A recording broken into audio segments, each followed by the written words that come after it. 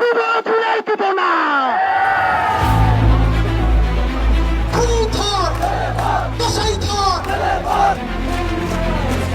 বাংলাদেশের ছাত্র জনতা এবং জুলাই যোদ্ধাদেরকে নিরাপদে রাখতে এই কসাই খুনি লীগের কমিটিতে থাকা প্রত্যেককে অতি সত্বর গ্রেফতার করতে হবে।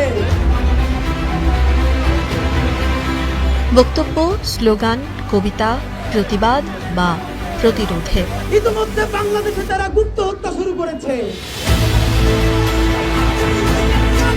সাহসের যে কণ্ঠ মানুষের মন থেকে আকাশের সীমানা ছাড়িয়েছে, এই দ্রোহে নেমে আসবে নিস্তব্ধতা, এমন পূর্বাভাস কি দেখেছিল নতুন বাংলাদেশ?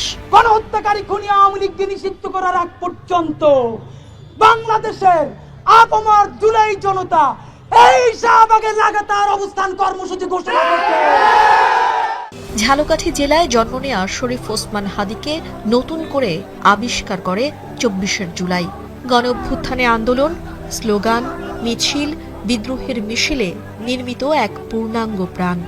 জুলাইয়ের ১০০ বছর পেরিয়েও হৃদয়ের উজ্জ্বলতা কমেনি একটুও। সতীর্থরা ক্ষমতা ও সমঝোতার প্রশ্নে বিপ্লবের রং হারালেও অবিকল ছিল হাদি। দ্বিধাহীন চলার গতি তাকে দলছুট করলেও থেমে যাননি একটুও। গণহত্যাকারী আওয়ামী লীগের পূর্ণাঙ্গ বিচারের বিষয়ে স্পষ্ট ধারা উল্লেখ থাকতে হবে। আপনাকেই বলছি, ইন্স্যুরেন্স করলে সিটিতে সুরক্ষা পাবেন নিশ্চিত।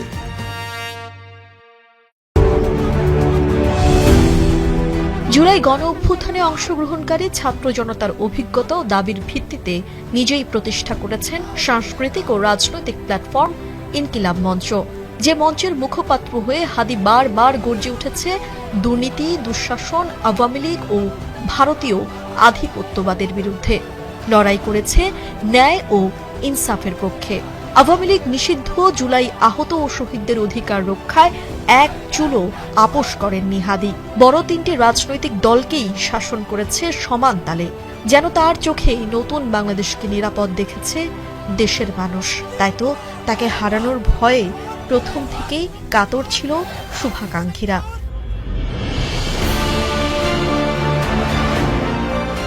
নির্বাচনে স্বতন্ত্র প্রার্থী হয়ে স্বতন্ত্র চরিত্রে উদ্ভাসিত হয়েছেন জুলাই বিপ্লবের অন্যতম প্রধান নায়ক হাদি। মুড়ি বাতাসা হাতে নিয়ে ছুটে গেছেন মানুষের দরজায়। নির্বাচনী খরচ জোগাতে নিঃসংকোচে হাত পেতেছিলেন মানুষের কাছে, যা তাকে মানুষের হৃদয়ের অন্তরালে গভীরভাবে লেপ্টে দিয়েছে। লাখো জনতার হৃদয়ের স্পন্দন। বহমান জীবনকে বাড়তি পাওয়া ভেবেই শত হুমকি মাখেন নিঙ্গায়। বারবার বলেছেন বুলেট ছাড়া কেউ তাকে থামাতে পারবে না। সত্যি তাই হয়েছে। একটি গুলি হাদির মস্তিষ্ক ভেদ করে রক্ত ছড়িয়েছে বাংলাদেশের বুকে। তাই তো তীক্ষ্ণ সমালোচকও হাদিকে ফেরাতে হাত তুলেছে। গুলিবিদ্ধ হাদির সুস্থতায় কেউ ছিল না পিছিয়ে। ঢাকা মেডিকেল থেকে এভার কেয়ার থেকে সিঙ্গাপুর, উড়ন্ত এয়ার অ্যাম্বুলেন্সের সঙ্গে সঙ্গী হয়েছিল কোটি মানুষের প্রার্থনা।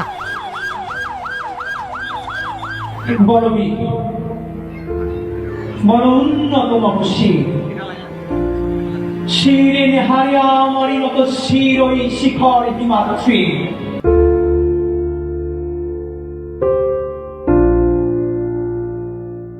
বীরের বেশে যে বারবার ফিরতে চেয়েছে সৃষ্টিকর্তার কাছে, কে ফেরাবে তাকে? সৃষ্টিকর্তা তো তার কথাই রেখেছে।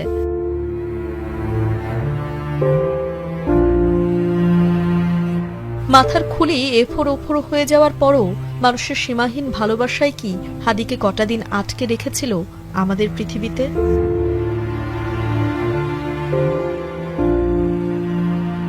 তানজিলা খান মিম, এখন, ঢাকা।